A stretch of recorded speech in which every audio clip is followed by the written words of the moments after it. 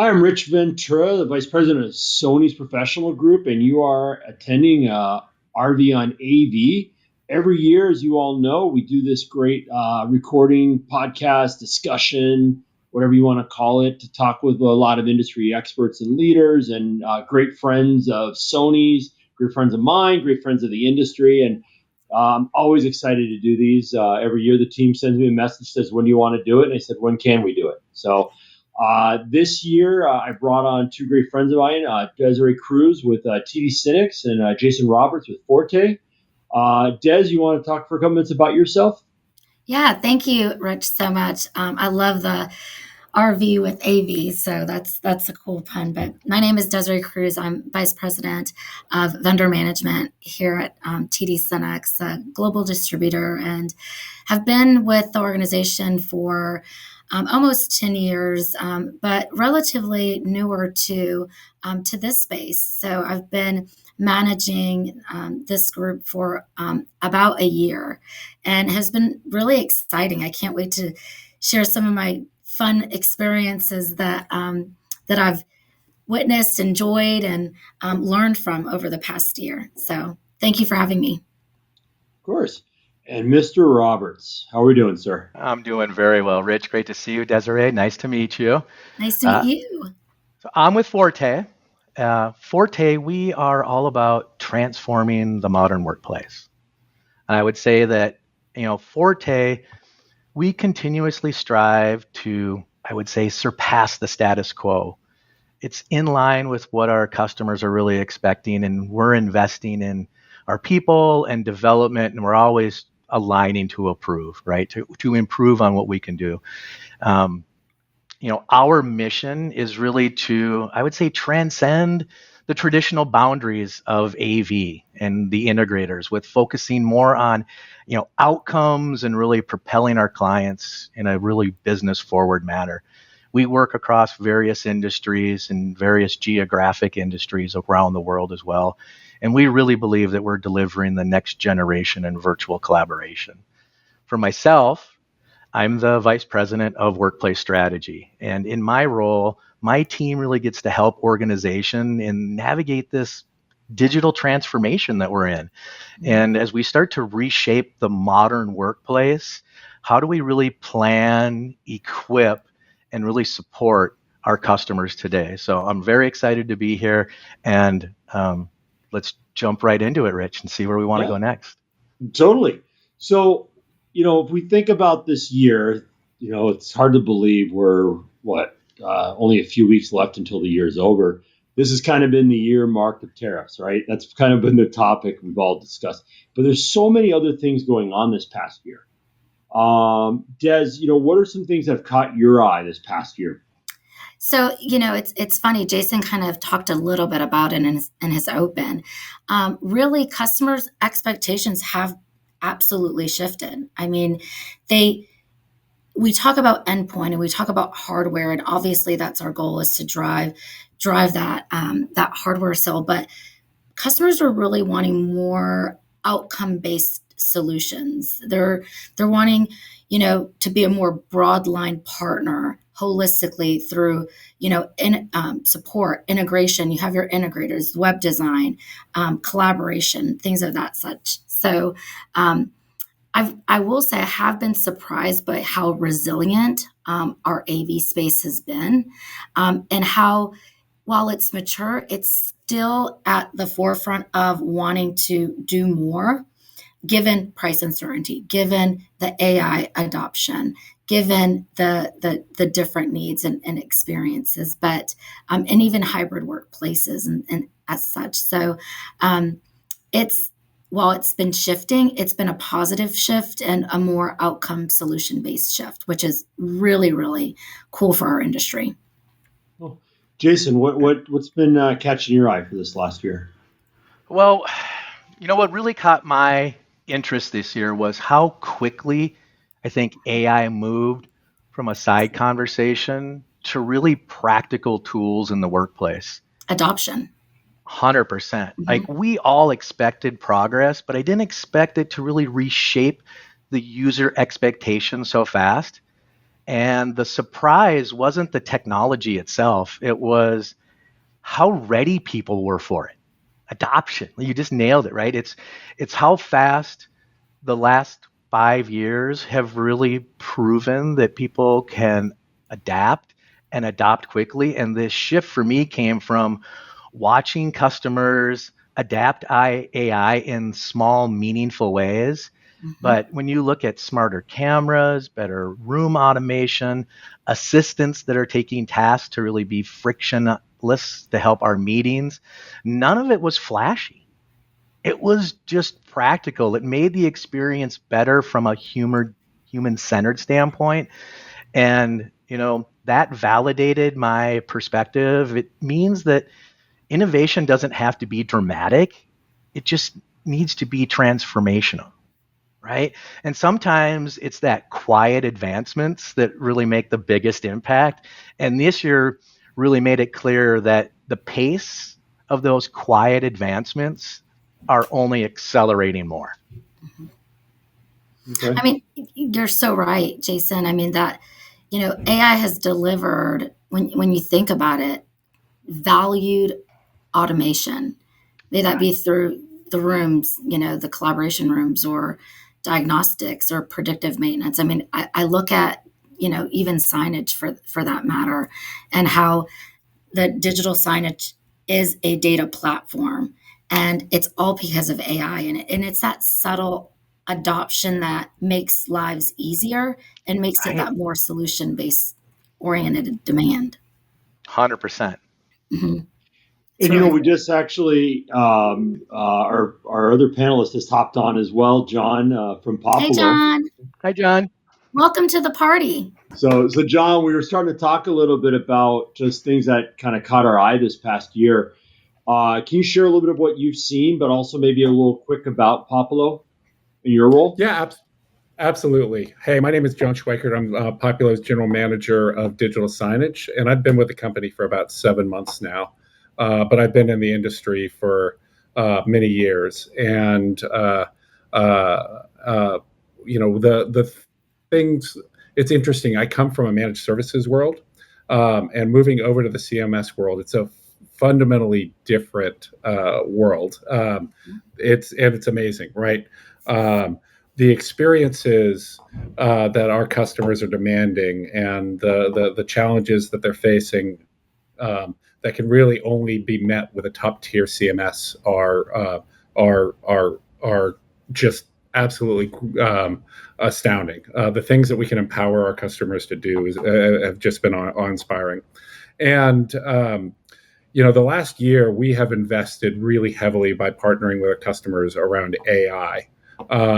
And so we are investing in a series of 6 different agents, the first of which are actually rolling out this month. And what we're finding with our customers is that they love very much the world. They love the CMS world, but they want it to be easier for them. They want it to be, they want everything to make sense and be done in a way that really allows them to focus on strategy and less implementation. And that's been a real focus of ours for the last year or so, and we're seeing a lot of uptake from that from our customers. Cool. So, what's interesting and I think really important for us as we think about the industry and how it's moved and migrated. Let's talk a little bit about digital signage for a second here. And if we think about, and unfortunately, I'm going to date myself because I think I've been in this industry going on 26 years. And if we think about where digital signage was 20 plus years ago, it was a nice to have, right? It was, oh, look at that bright, shiny thing over there. I'm the AV department, the IT department. I don't want to touch it. There's someone else doing it. Now, today, it's become mission critical, right? And so if we think about it, I'll start with you, Jason Roberts. Where has digital signage really evolved into our industry? I agree, Rich.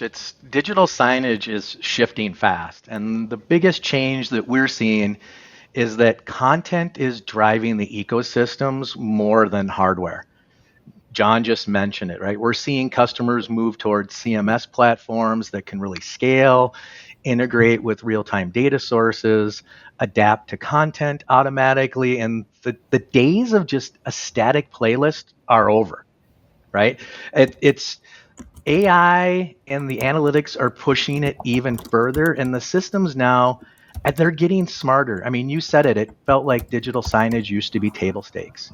Mhm. But in this world today, the information is not only coming at us so fast, so is our behavior and our expectations around digital signage and media.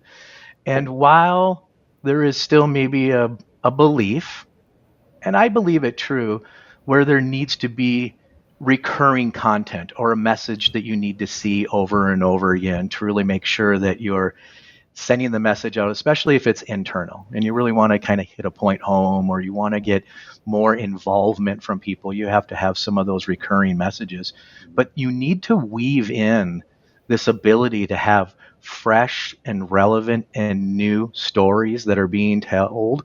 So it captures people. It captures them in that moment, or they're like, hey, that's new. And just that minute or second that you capture people, then you can get some of those repeated message. But it's becoming dynamic and contextual. The scheduling is becoming a factor now, and it's just, again, not the static digital signage. It's really more about the constant messaging that the company wants to deliver, and that's just internal. Imagine if we start talking about the customer facing digital signage and how dynamic and inspirational, if you will, or eye catching it needs to be to really draw it in. It is table stakes nowadays.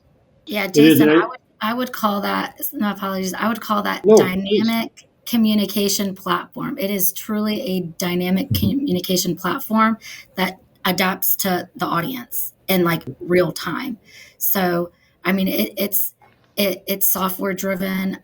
So it is very dynamic. Yeah. It is, and I think we're finally moving away. I feel like the term digital signage is not the right term anymore. Agreed. And Yeah. I think, John, if I look at your organization and thinking about Poppulo as a whole, you guys are not a digital signage company at all. I mean, yeah, that's an output, right? That's an output of it. But if you look at everything else you're doing at the desktop level and the corporate communications level and app-based, all that kind of stuff, you're really like what Des just said. You're really it's this massive dynamic communications platform, right? Yeah, that's very much what we are. We are focused. Populo really is focused on enabling enterprises to focus to communicate both with their internal audiences and their external audiences.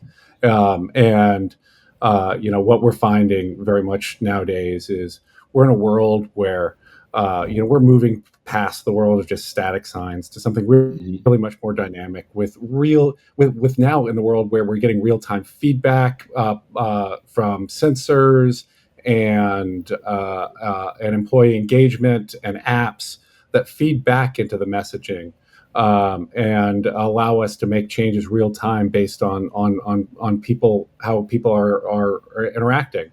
So we really think of ourselves as moving away from just kind of a communications platform, frankly, over time, to being an activations platform, helping helping corporations communicate and activate their customers to maybe buy more goods, or activate their employees to take the actions that they need them to, and drive their corporate goals. And that's been a huge investment on the Poppulo side the last years, and we're seeing it really pay off in the marketplace. I can imagine. I mean, and Des, if we think about the great thing about what TD Synnex does too is you guys have an amazing advisory council from the integrator level, right? What are they telling you right now about their biggest needs, pain points, or what they're seeing from a digital signage perspective? I mean, again, it goes back to what these awesome gentlemen said. It's really opening up and having digital signage become that software driven platform, an open ecosystem. Yes, we have the cloud based CMSs, but it's all about the data. I mean, it's all about allowing that platform to drive and adapt to the audience based off of, and that the digital signage it's eye catching. It's interactive. It's so they're utilizing that for for it to be a very dynamic platform. Yeah, and I think I had a great conversation with the Avixa team probably about a week or two ago, and that's one of the things we talked about is it's signage has always kind of been that digital signage has always been kind of that little area that's been roped off, right? It's been roped off in the show, and I said, but you look at everything else we do, collaboration, we do, direct view LED walls, experiential, that stuff's not roped off. Digital signage really is core to what we do. Because if you think about it, in the end, you're hanging a panel, you're connecting a panel, you're putting a panel on a network, you're connecting a computer, you're connecting sensors. All that stuff is core to AV. And I think that it's finally at that point where you're not seeing that as a little, we always jokingly, the little redheaded stepchild team off to the side. It's really the core of the business. Yeah. It's bridging that kind of digital world to physical world and vice versa, the physical world to this digital world that we're living in now. Totally. So let's kind of take a little bit of a shift, right? And we talked about digital signage, and it kind of is not too far of a shift, but let's talk really about that collaboration space. And because signage has an aspect to it as well, right? And we see it with a lot of digital signage integrations with Crestron and with Zoom and Teams and everything else. John, maybe talk on your side first. What are you guys seeing in your world? How is collaboration, UCC, all this stuff playing into your guys' realm? Because it is entering your realm a lot more than it used to be. Oh, absolutely. Nowadays, we're all about bringing the messaging to wherever employees or customers are. And as we talked about in the past, one of the big challenges and obstacles around digital signage is, you didn't just invest in software or hardware. You also had to go hang a screen, as we talked about, potentially run electrical. And it really, for good or for bad, proved a bit of a barrier towards adoption by enterprises. And the good news is we're hitting a world where screens are everywhere with collaborative environments, not just hanging out in the lobby. Now they're in every conference. Now with the Crestron devices and such, they're in every conference room. And so we just, like most in the industry, are investing really heavily on making sure that we can extend those employee experiences to all of the other collaboration experiences places. So now, and the exciting thing is, because you have a fair bit of data on what the next conference is and who's attending, you can start to customize the messaging for the audience that's actually going to be in the room. So before they actually start the conference, you can target them with the right messages. And as they get off, you can target them with very targeted messages based on what their needs are and what the goals of the organization are. So it's an exciting time, and we're really excited to be investing in that. Yeah, so Des, I know that your team focuses a lot, obviously, in the collab space, right? And you've got a lot of different areas. You've got hardware with the screen companies, you've got collaboration bars, you've got all those different things. If you look at the business, and I know you've been in this role for about a year or so like that, and it's evolved just in the year you've been here, right? And think about when we saw each other in Barcelona back in February last year, or this year to where it's now. What things are you seeing that evolution in the collaboration space? No, absolutely. Even since I, came on board, it's just evolved so much. We think 2 years ago it was like, what is hybrid going to look like? This is no longer like a trend. It's what we're living in. It's just the standard. It's what we have to do. And interestingly enough, when I think about collaboration, I feel like collaboration is the umbrella, and then there's all of these other facets under that umbrella. There's, the AV space, there's the security space there. And yes, it's both hardware and software, but collaboration really is now becoming the umbrella of our day to day. Think about when folks come into the office and they're going to need, collaboration rooms. They're going to, and not only just like collaboration rooms at the hardware software level, but they're going to need different furniture and different different systems and software applications and tools to work together and drive for better results. I would say so. Collaboration is now becoming an umbrella of what I see within this space, both hardware, software, furniture, people, places, all of it. Mm-hmm. So, Jason, you know a little bit about collaboration product, right? Just a little bit. When we look back in this past year brought a wave of new trends. Mm-hmm. But more importantly, it showed us where the market actually is headed. And some of these trends are confirming what we've been expecting. Others are kind of really this point and shift in time. And it's really around, we finally agree that collaboration only works when you've got the three elements of the right place, the right people, and the right technology, because this dynamic ecosystem of outcomes is so important. And, when you think of, I call it the goodness from home. And it simply means that when you're at home, you have this ability to move fast between meetings. You have the ability to leverage AI at a personal level. And so there's all of these facilitators that help you move through. But when you really look at collaboration, we're starting to listen to organizations who are now using words like, well, we really want to understand our outcomes a little bit better. As we start to learn what our culture is becoming in this new modern workplace and transformation, we think about the outcomes of those meetings. Sometimes there is meetings for just status updates, but those tend to be becoming less of a use case right now. And we're seeing more of this desire on a collaboration space needs to have the ability and the tool set where we can walk into an environment, we instantly have comfort. We have that comfort from home. The lighting's right. The furniture, Desiree, you mentioned it. Thank you. Furniture is so critical because there's so many elements of furniture that can create a better environment for productivity. And soon, today, we have the technology to bring some of the tool sets that are really moving the needle quickly for people as they adopt these AI tools and these digital assistants. We start bringing those into the collaboration space. We get this wave of momentum because now we don't need a note taker. We don't have to take that pause and document that great idea that someone said, because we know that I'm going to get a transcription. I'm going to get a summary of this meeting. I'm going to get all of this goodness that comes from the meeting space, but yet you're sitting together, you're reading body languages in real time, you're seeing reactions, you can just pick up on that momentum.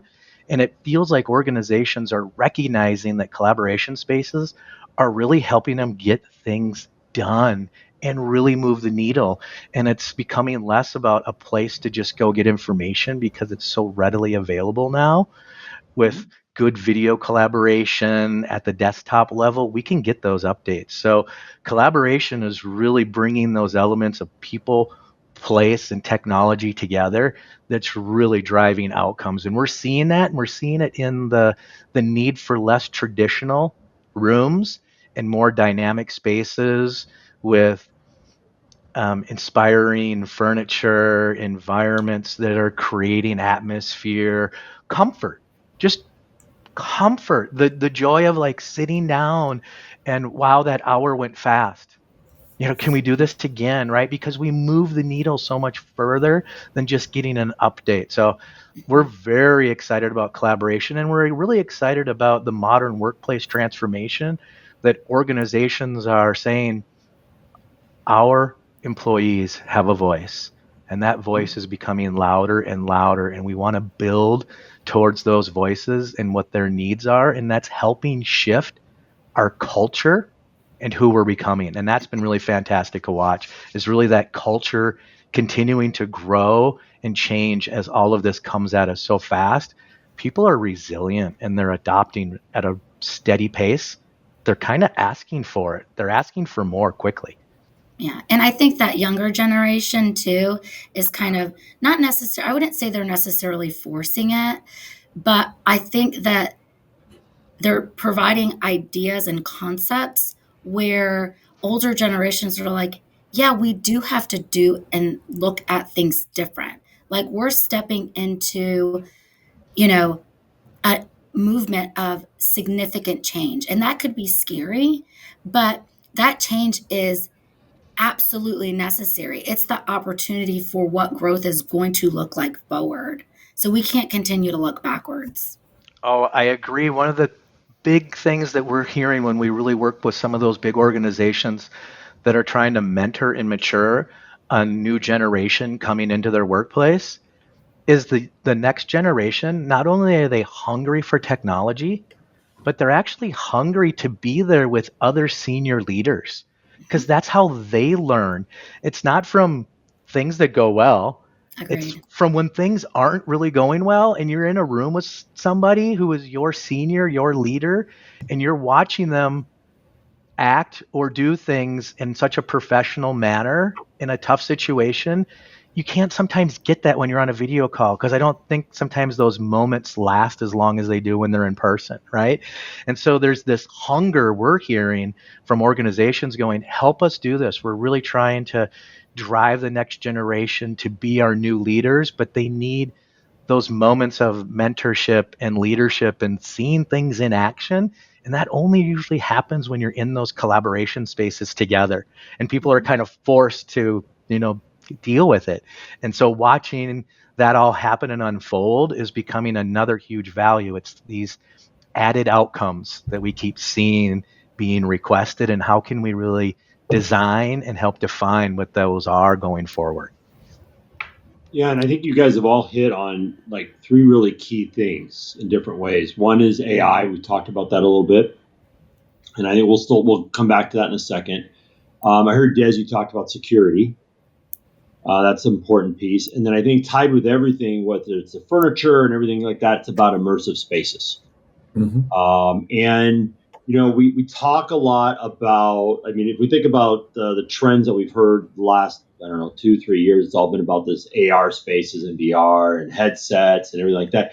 But I think immersive spaces are more than just that. You talked about the furniture. You talked about the feeling of the space. I mean, you're really pulling them in, right? And then you start talking about the technology. Let's talk for a second about security, though. Security, I think, is a piece we don't talk enough about. And Des, maybe start with you a little bit. What are you guys seeing or hearing, and what are maybe some things that TD Synnex is doing to help support your customers around security?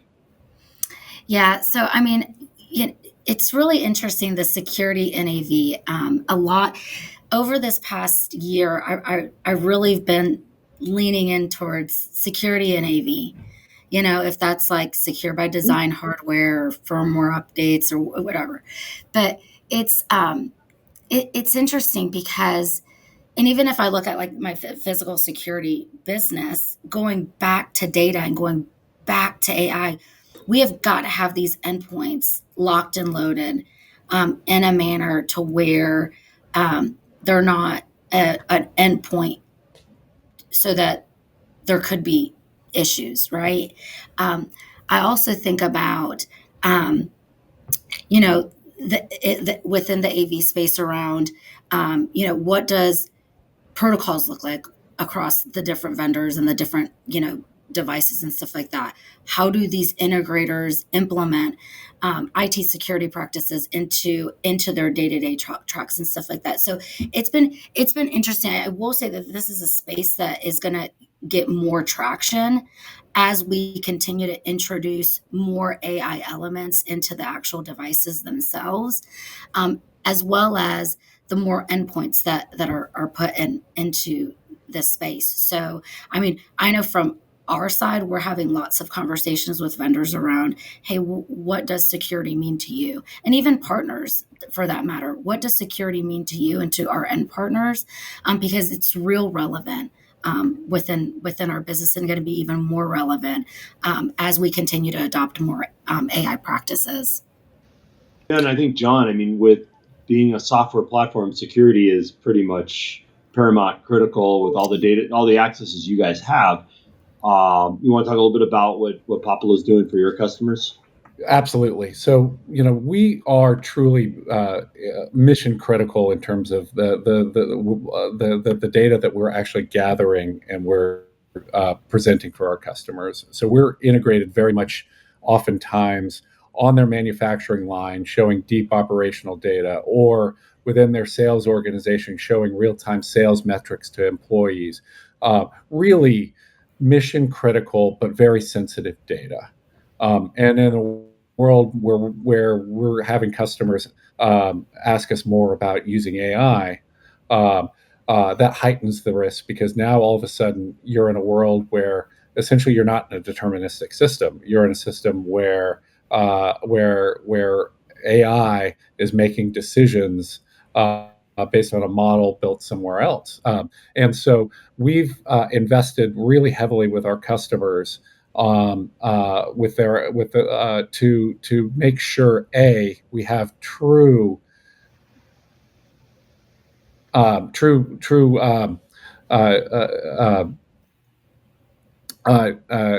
ISO level security around their data, and sometimes we're actually working with customers who want to keep their data on-prem and never want it to go to the cloud at all. So we need to make sure that their data never touches any other customer's data and never actually leaves their campuses. So there's a big focus on making sure that our customers' data is secure, meets all of their governance requirements. But then, as we're doing more interesting things with AI and combining the data, that our development processes and our the AI tools that we're using keep that data as secure and accurate as possible. So we were actually the first company in the industry to get ISO certification around AI, because we wanted to really we wanted to make sure that our customers were comfortable with AI in the cloud going forward. So Jason, I mean, you guys have a major Microsoft practice, so we know data and protection is paramount to what you do. Yeah, as all very well said. As AV becomes fully networked, right, security can't be an afterthought. Mm-hmm. The industry needs to treat these systems the same way IT treats other connected technologies. 100%. And that starts with hardening the devices right out of the box, enforcing consistent patching and eliminating default credentials. We believe the real step forward is designing a secure ecosystem rather than just securing components. When manufacturers, integrators, and IT teams all work together from day one, you can get to a solution that's reliable, monitorable, right? Monitoring those devices and those endpoints are critical. And that's really going to create this safe long haul. And that's where we protect the data and really earn long-term trust. Because right now, these devices that we have, they are different than a compute device. And when we take the software applications that we have today, that we run on our laptops and our surfaces and our computes, when we try to put those on MTR devices or out-of-box solutions, it actually starts to degrade the experience and the quality dramatically. So recognizing the whole ecosystem aspect of it is what's key for us. And we find often that what we're learning is when we're getting into these conversations early on, our customers might be a different persona in the organization. And so the only thing they hear is no from the IT team, which is good. From an IT team, they have a solid no, right? No, we're not going to do that. No, you can't do that. And so what we're doing is we're pushing the boundaries, if you will, on really defining what's the reason for no, what's the security posture, what are the elements that are prohibiting us from getting into that security posture. And we're really learning a lot quickly right now that it's hardening of the devices and what that really means. to our customers and making sure that we create a very secure, comfortable environment that's consistent with how their workflow is now. So being able to monitor, being able to report on, be able to patch, all of those things need to stay within a workflow because, again, we're moving so fast. Platforms are moving fast, hardware manufacturers are moving fast, but if we don't stay within the same workflow and the same rules of the security posture, that's where things start to create friction, and that starts to degrade the experience, and then that's when we all, as an entire group all together, start to let down our customers, the people using the systems. So And Jason, making I sure agree. we don't do that. Yeah, I agree with you 100% that security cannot. You had mentioned something about being an afterthought. It has got to be like one of the first questions within what you're trying to accomplish with your end partner. Yes. So, one of the other things that's unfortunately has become such an afterthought in the industry has been around sustainability. And those of us who operate in a global environment, it's not so much an afterthought, especially as we look at our European businesses and we look at other parts. John, if I bring up sustainability in AV and things like that, what does that mean to Poppulo? Yeah, sustainability is obviously incredibly important in Europe and increasingly important in the United States. And we're into, it used to be that everybody was replacing every bit of hardware every 3-4 years as hardware as the ecosystem changed. Panel resolutions were changing. And obviously graphics cards were getting dramatically faster, empowering more experiences. Now we're in a world where really high-powered system-on-a-chip solutions are able to power incredibly powerful experiences for customers.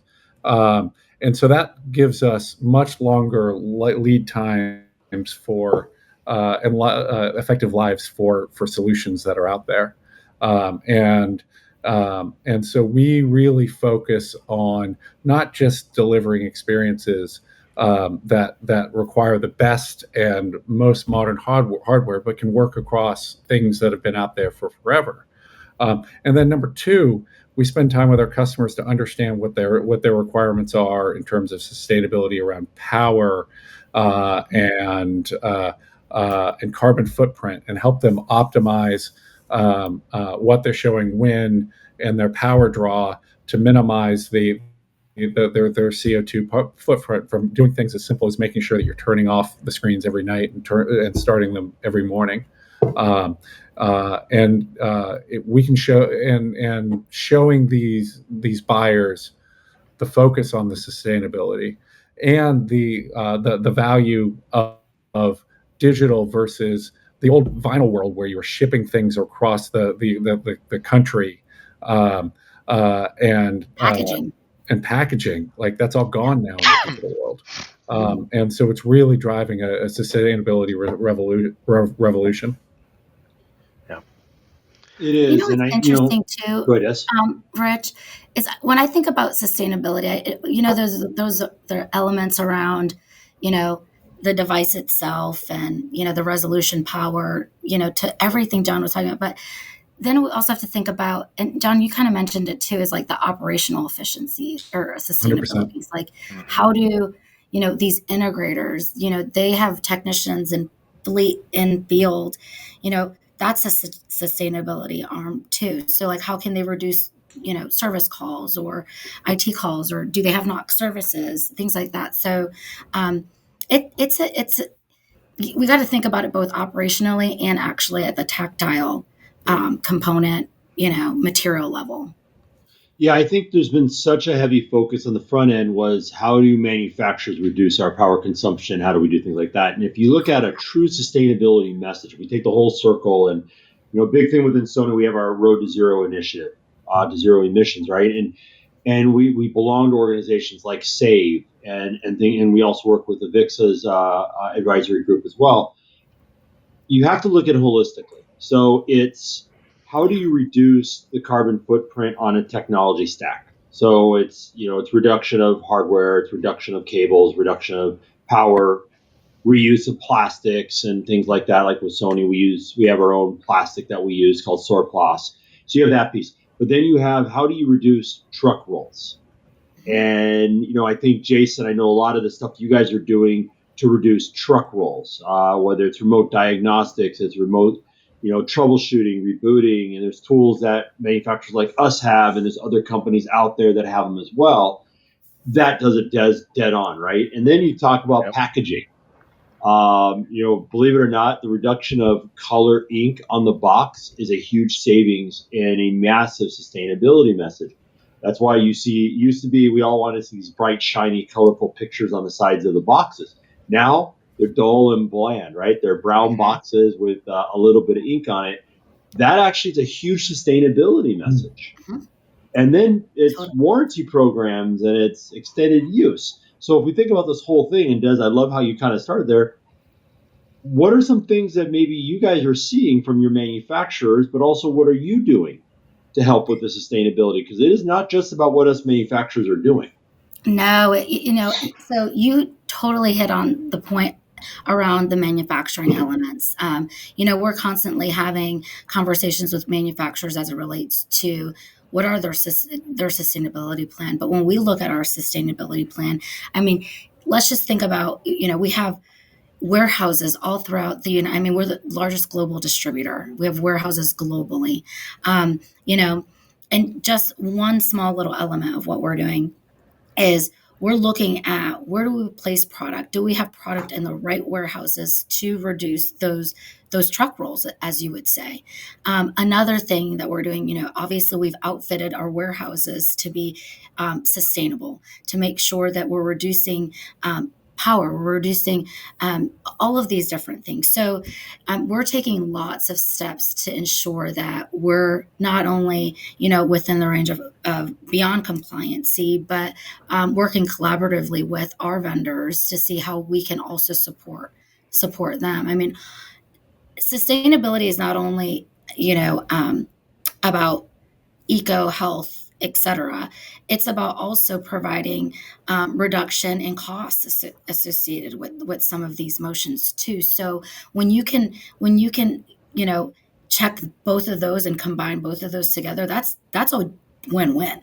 And that's a significant win for our environment and our partners and our people.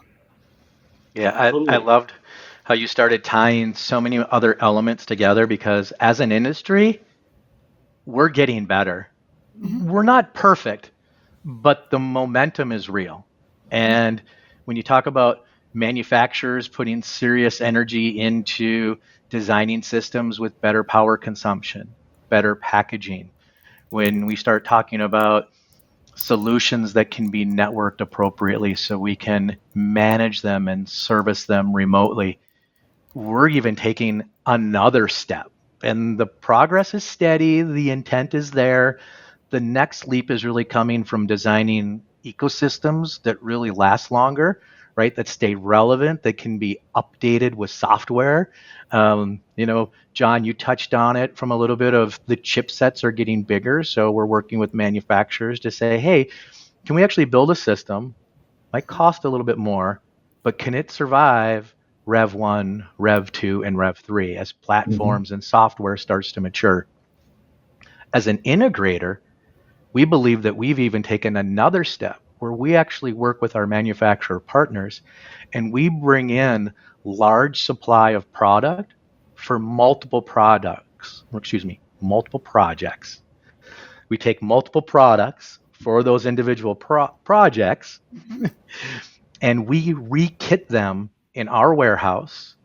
We use our warehouse to update all of the firmware, all of the software, all of the configuration, because we believe that we can do it in a logistics center with less people at a faster time that reduces our footprint of delivery to our customers and reduces our time at our customers along with the waste that we create, because by working with our manufacturer partners and re-kitting these solutions, we can rebuild racks rebuild solutions. So that extra cardboard and all of those things that actually goes into our recycling center at a much greater volume and mass than maybe some customer sites or just going into a dumpster, those kinds of things. So we're looking at it from how are we receiving it? How are we crafting it? How are we delivering it? And how are we managing it? And can we design, create, deliver, and manage in an ecosystem mind state that leverages the right hardware that has software capabilities in the future? So many other elements as well. So I loved hearing what you guys were talking about, because it validates that many of us are on the right track, that the effort is real, the time is now, and every little step that you take does matter. And that even though it's a little step. reporting, and that ESG reporting gives us a benchmark too, Yes. as it relates to where we need to go and what we need to do. So, but yeah, to Jason and John's and Rich's point, I mean, I kind of feel like it's actually, Jason, I think you mentioned this. We're adapting it, it's coming into fold. I think it's actually going to be a little bit more rapid as we continue to advance, forward. Yeah, we're not perfect, but the momentum is there to really make it real and make it happen. And we all believe that we all have a role to play. Mhm. So, Rich, we don't just put it all on the manufacturer and how you're packaging. We believe that it's on us and how we deliver to our customers as well, like I was saying, and then how we manage it, right? And there's so many places to find the wins that if we work hard to put the work in, the reward will be there. It's kind of like I think that's key. what security. What did you say? Security is the afterthought. That's what sustainability is going to be. No longer an afterthought. Exactly. It really is. Soon it's going to be no longer an afterthought. It's going to be a part of our day-to-day conversations. Well, it has to be. I mean, in Europe, it's everywhere. It's everywhere in Europe, and I talk a lot with my European counterpart, and what I always share with him, he shares with me, is trends in the U.S. happen 2 to 3 years later in Europe.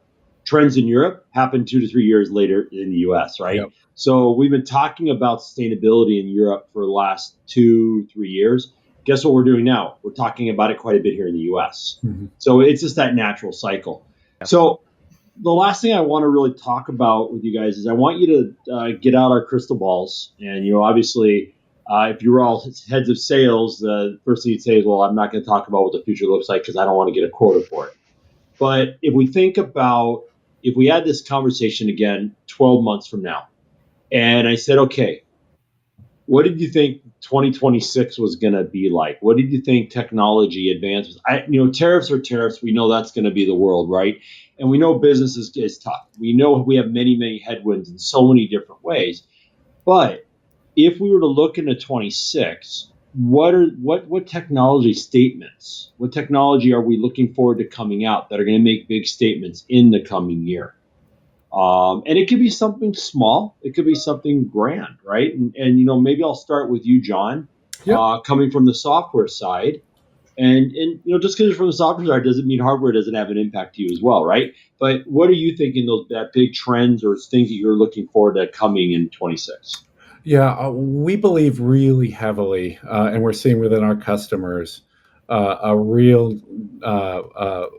desire to help leverage AI to enable our customers and their employees to reach their audiences more effectively than they do now. Right now, we're still in a world where essentially customers are developing manual playlists, which limits the amount of dynamic content you can do, the amount of targeting you can do, and because all of these things have to be set up ahead of time. And we're entering a world where customers say, look, I really want to leverage these new capabilities to have more dynamic one-on-one relationships with my customers and employees. And an AI really enables them to do that.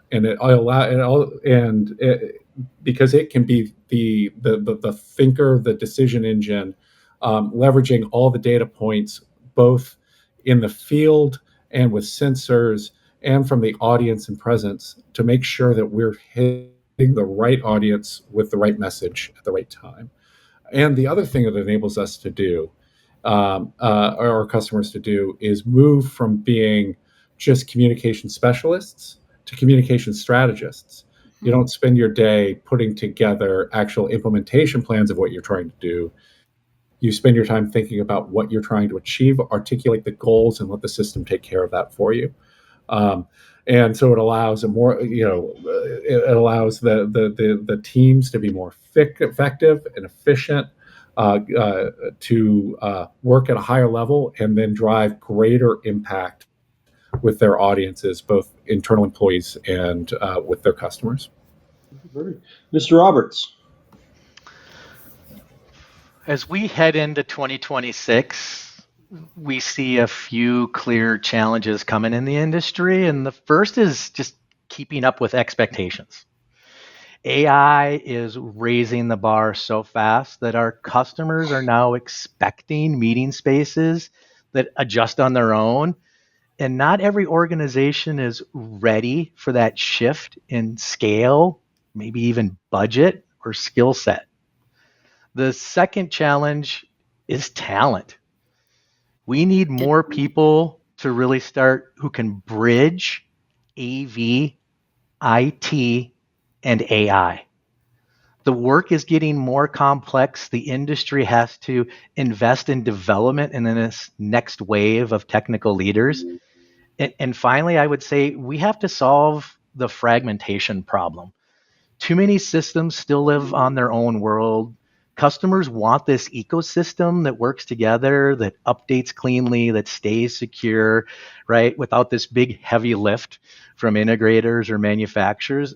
That's going to require tighter alignment between us as integrators, manufacturer partners, and I'll bring it back, the IT teams. The demands are growing so greatly that the opportunity is there, but organizations really need to stay focused on this interoperability and the real user value that's leading the way, that's helping design these ecosystems. Yeah, I absolutely agree with them. I will say, coming from the distributor side, we're working, when we think about partner, and Jason, you said this best as it relates to, training and getting the next folks up. So when we think about that, I always think about like customer. Who is our customer? And our customer is everybody, honestly. I mean, it's vendor, it's, end partner, it's, integrator, it's vendor, it's the line, the men and women at the line, it's, the truck drivers, it's everybody. And we are all customer obsessed, and every customer needs something different. And we need to, while we want to be all things to all people, it's just not that world anymore. We can be all things to the individual if we're listening to the voice of partner, if we're listening to the needs of our coworkers, if we're listening to the needs of our people and vendors and things like that.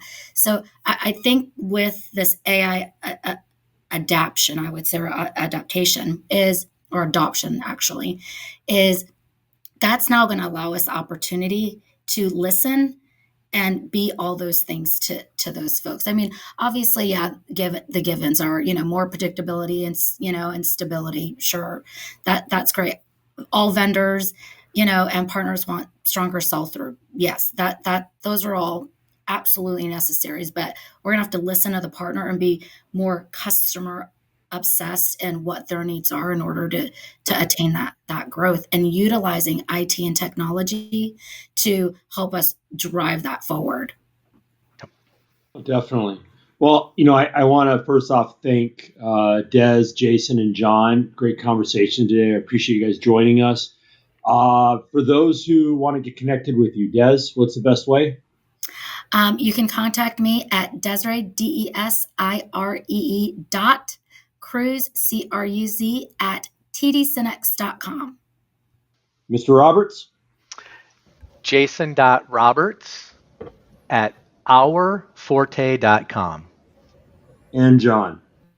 I am jealous of Jason's spelling of his name. I am John.Schweikert, SCHWEIKERT, at Poppulo, POPPULO.com. Excellent. And also just a reminder for everyone, the Sony road shows are on the road. We've got our next one is actually in Las Vegas, and it's on the 16th. January, we've got Chicago and Texas and Toronto in February. And then we close out in the big event in San Diego in March. So please make sure you spend some time, come out to these events. As always, the Sony team is here to help you, and thank you for spending time with us. Have a great day. Thanks, everyone. Thank you. Thank you. Bye now.